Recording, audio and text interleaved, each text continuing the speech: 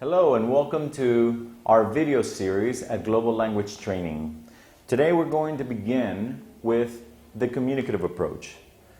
In our course you've been reading about the different types of methodologies for teaching languages, and we want to focus on teaching based on the communicative approach. Now the communicative approach is an approach that's used around the world. Based on the Common European Framework, it is the methodology of choice by a number of institutions around the world. If you are called in for a job interview, more than likely they're going to ask you about your knowledge of the communicative approach. What I would like to do is to go over the fundamental points of the communicative approach. But I'd first like for you to read this information. It says, it focuses on the importance of students using English to exchange information which is integral to events and experiences relevant to their daily lives. And I'd like to highlight two things here. Integral events and relevant to their daily lives and experiences.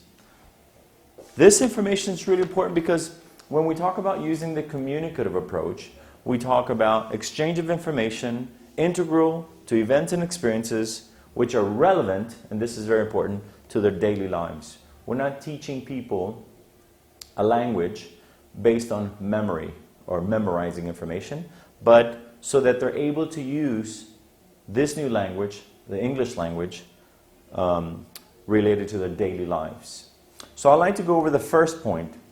And the first point is students are involved in meaningful use of language in real-world context.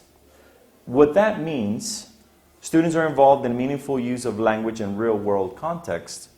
It means that the language that you're going to teach has to be relevant to their daily lives. It has to be real.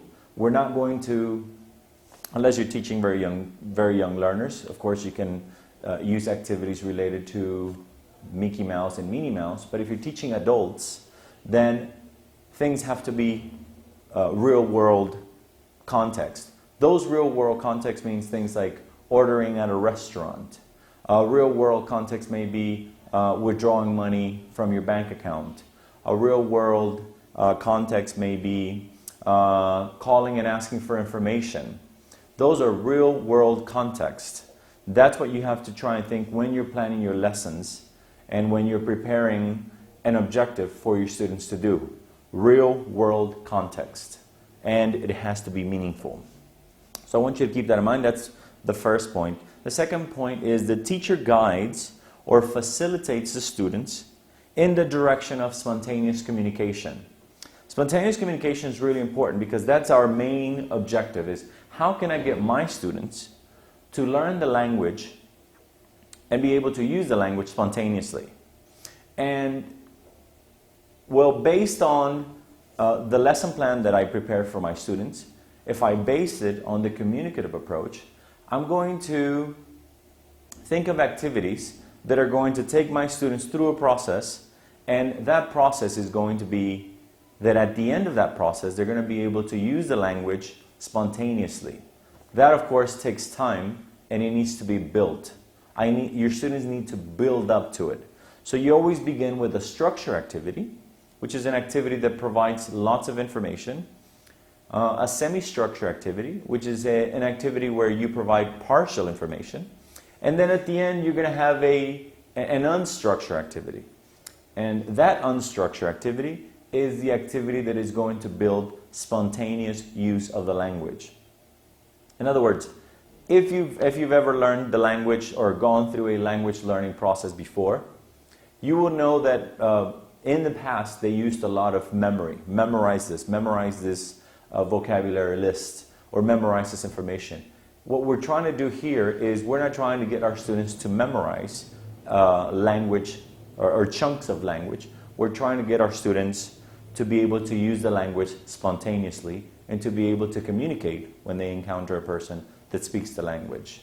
That's what we mean by we guide and facilitate our students in the direction of spontaneous communication. So that should be your goal. At the end of the process, at the end of the lesson, can they use this language spontaneously?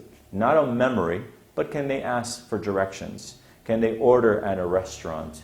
And different objectives that we can come up when we're teaching our students to communicate spontaneously. So structured, semi-structured, and unstructured, you're guiding your students through the process. And then at the end, you'll know if they can use this language spontaneously.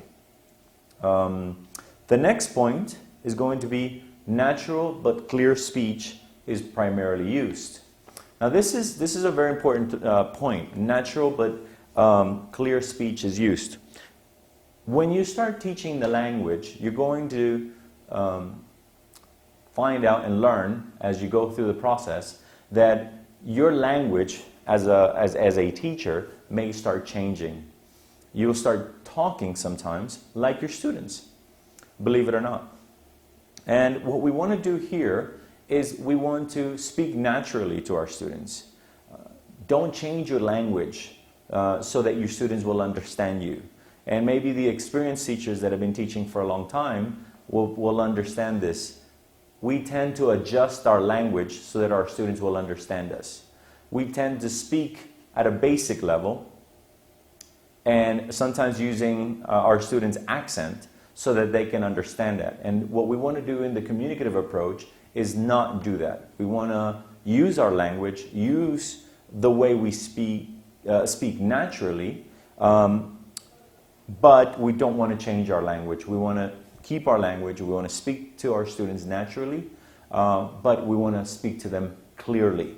And also, when you talk to your students, you want to slow down a little bit. If you speak really fast, you want to slow down a little bit. Use the language naturally, but just don't speak to them really fast. And I think that will help your students understand. It'll develop their confidence, and it'll help you get your message across to them.